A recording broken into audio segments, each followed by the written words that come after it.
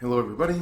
Today we're going to talk about something quite interesting. This has to do with kind of my research and kind of a very interesting thread that holds it all together when we take a look at the unifying factor between most things in life. It would seem that there is one particular thing that, almost regardless of its application, it has a very powerful impact in every situation. This is essentially a very human characteristic, greater than I think the ones that I've really delved into previous. So as I've been discovering and looking into different styles of therapy, different styles of exercise, different styles of medicine, different styles of um, health on the psychological basis, the mind philosophy basis, the different connections we have with subconscious work, hypnosis, and all these other kind of things. And as I have been through a lot of these practices uh, in a very physical way, sat down and talked to many of these professionals about their practice and the uniqueness of it, and how it kind of all plays out. Um, One of these practices being osteopathy, applied kinesiology, um, hypnotherapy, massage therapy, chiropractic, physiotherapy, athletic therapy, um, Reiki, and Pilates, and exercise style things, performance, and aerobics, and dance, and music, all these kind of different ways to help heal and progress people in their health for the most part. Looking into the history books on what previous cultures did in different parts of the world, their history, how they took on different challenges of their day, the benefits of the way that they lived life back then, how that played out, the introduction of new industries into humanity's way of doing things and their impacts, the origin of different therapies, especially physical and fitness style things, as well as sanitariums and all those kind of great stuff. So, after kind of delving into all these things, the one thread that I see that runs through all of them is particularly the one of belief. It would seem somebody's belief is a very powerful thing. We know about the um, placebo effect, where somebody's belief that they've been given a cure can cure them in some cases. We have the understanding of athletic performance. You talk to an athlete that has achieved a very high standard of um, movement or in their specific areas of exercise or fitness or expression, and they'd say, I had to believe in myself, or my coaches believe in me, and that's how I got here. Or you have to keep believing in yourself. This comes up and up again and again throughout our kind of different ways of doing things. There's people that believed in new inventions. That belief caused other people to believe in this invention, caused other things to grow, make form, and take shape into many things that we enjoy today. There must first be a belief, and in a sense, seems to be a very powerful statement that you can make about humanity as a whole. Now, what does this mean for us on a practical, I'm going to say self care basis, but generally to do with health altogether? Um, it means that a lot of stuff will work because a lot of people believe in these things, and uh, that style of belief apparently releases or relaxes certain pressures we put on ourselves. I think more to the point is that we often say that our job is draining or the things we do are not enjoyable or that kind of thing. But I believe that there's a belief again that that's just us, let's say, projecting what's actually happening internally, externally onto a thing that is commonly said. Therefore, we believe that it is our job that's draining. It is our spouse that's annoying. It is this thing that is not fair or is so hurtful or harmful.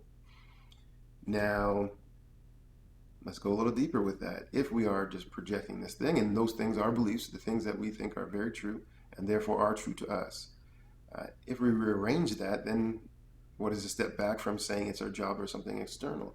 to step back is that something about us.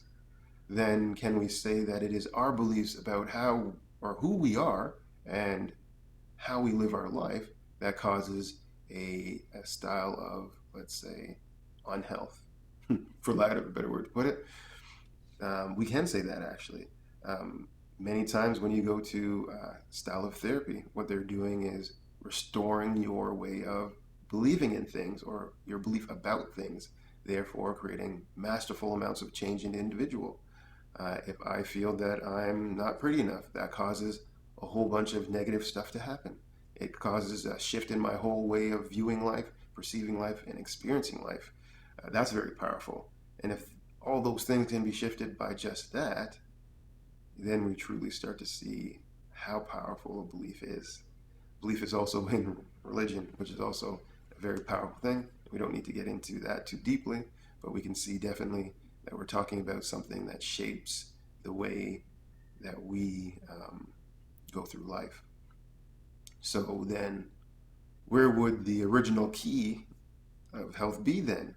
This would be in the belief system. What beliefs were we handed or were handed to us from our parents? How can our parents now reshape those beliefs? How can we challenge those things? How can we bring them back into reality? How can we say, uh, not good or bad, but we shall see? Something a little bit more neutral. Not that it doesn't have powerful emotions and things under it, but do we need the emotion to point out something if we don't have, let's say, a certain belief against it?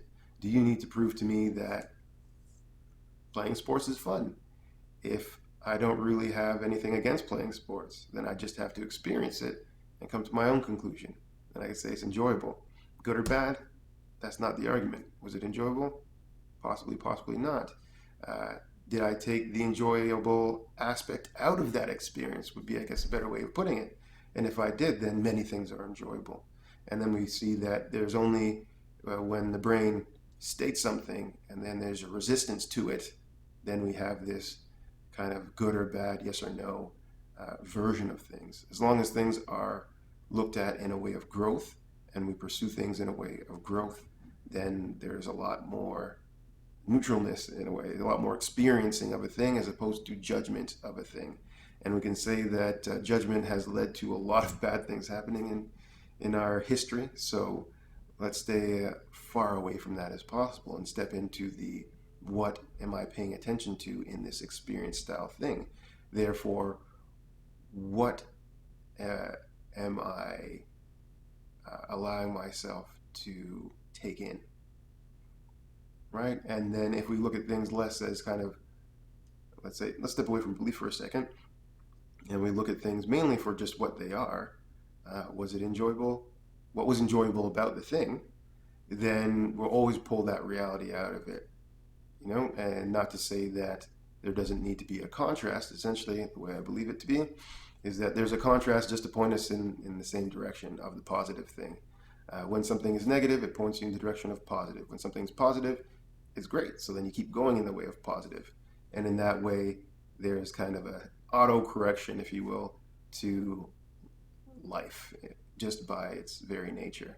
So in this way, the belief kind of symbolizing that small thing, that decision to experience something and just experience it as it is and take from it what is positive and what is great.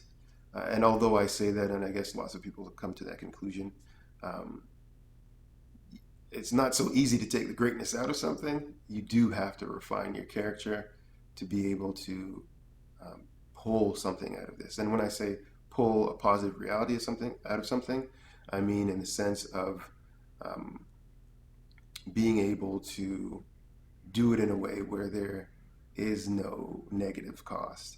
We often like to shortcut things and say to ourselves, well, I'm neutral. I don't really care this way or the other way. But we do actually care. And because of that, there are emotional things that happen in our body that we might, let's say, physically denounce, but is actually happening. And then our body might try to show us that we actually do care about the thing. And we might still try to denounce it with our mind. And when our mind starts to say that, it's really about time for us to make that switch. And then we get kind of stuck in a moral bind which is now you have two realities to kind of deal with, and either one is kind of a moral dilemma. I believe in being fair, but I also believe in providing for my family. The big two moral things. Which one is more important? It can be a tough decision when you're really stuck in that scenario, and there's lose-lose on both sides. So you have to pick which one is the less of a loss. But anyway, I'm not going to get into that. But I really wanted to point out this understanding of how powerful belief really is. And if it is at the center of our challenges, then health should be formed in a way that it is about helping people to refine their perspectives of life and to question a belief and how to find a quality belief versus a belief that doesn't have as much quality in it, and how the pursuit of something can prove to you the end outcome of a belief so that you don't have to go all the way down the negative road, if that's the case, just to get the positive lesson. So that is something that is very interesting to me, and I'll probably go more into that in different videos, as I see that is a very powerful key to the restoration of health, therefore a powerful key to self-care.